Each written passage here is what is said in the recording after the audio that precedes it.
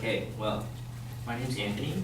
I'm the second negative speaker, and first of all, net neutrality is not the same thing as free internet. Basically, net neutrality is inherently contradictory. So basically, the idea is that we should keep the internet free by imposing regulations on it. You know, that's like, really weird, right? But that's kind of assuming that the internet right now is not free, which, not really something wrong with that as well. Hold on. The internet, by now, like, in the past, it's been deregulation has allowed for growth since about 2000. By 2000, more than 44 million, or 42% of Americans could connect to the internet from their homes. This was up from 26% in 1998, and more than double the 18% of households in the internet in 1997, first year the U.S. consensus began collecting data on internet use. And internet's been doing fine for about 20 years now. And let's see. On what they said about the FCC not being able to regulate the internet, that's because the FCC is an executive agency. So basically, what this means is that the FCC did not have the power to define its own governing statuses.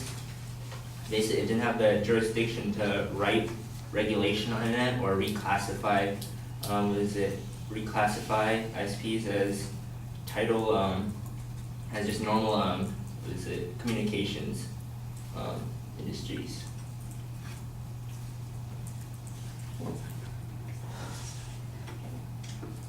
Also, on what they said about creating fast lanes for the internet. Basically, even if they did create fast lanes for some people, like if they were able to pay, like larger companies were able to pay ISPs in order to have faster lanes, it wouldn't mean that it would slow everyone else down. It wouldn't turn everyone else back to what is it, net neutrality. Supporters like to call it a winding dirt road. Rather, it's analogous to painting a stripe down the middle of the road to create two lanes. Instead of creating a fast and a slow lane, the change is likely to speed up all traffic by preventing any single driver from hogging both lanes by driving down the middle of the road. It's because content providers have always been basically expanding, like they don't take their fair share of the, all the internet. They expand basically like toward infinity. Like all the content providers are trying to absorb as much of the bandwidth as possible. And also, the SPs have every incentive to basically improve, innovate, and cater to the general users and content providers. As Kenneth Leonard puts it kindly, competitors' content can increase subscribership at a very low or zero marginal cost. It is unlikely to be in a broadband provider's interest to block content that consumers want. Put simply, network value increases proportionally with the number of users. Thus, a broadband provider has a huge financial incentive to give customers the access and services they want. And also because even if certain companies paid ISPs for faster services and anything, the majority of the revenue for ISPs would still come from the general populace.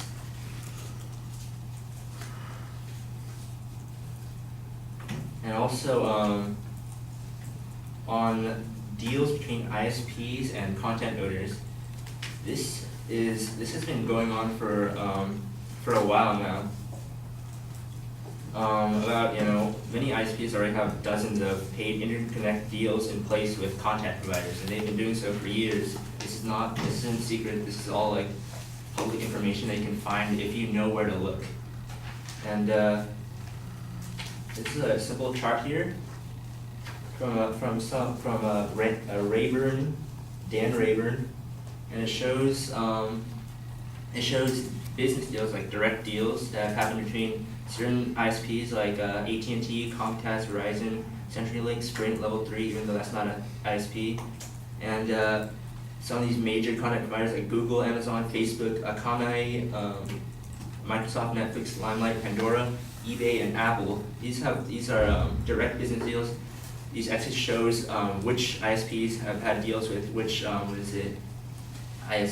content providers, and it doesn't show the nature of the deal or the amount given, but it just proves that there have been deals going on between ISPs and content owners, and even Netflix, it's pretty new, has already understands the game that that some of these older content providers have been playing.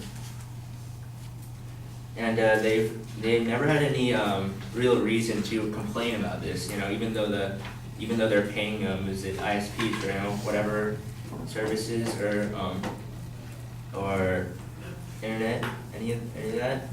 So there shouldn't be any reason for them to seek legal attention now.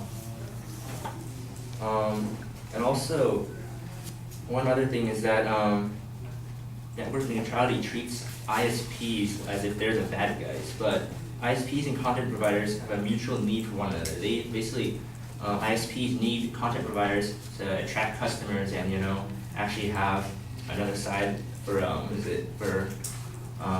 their subscribers to get content from, and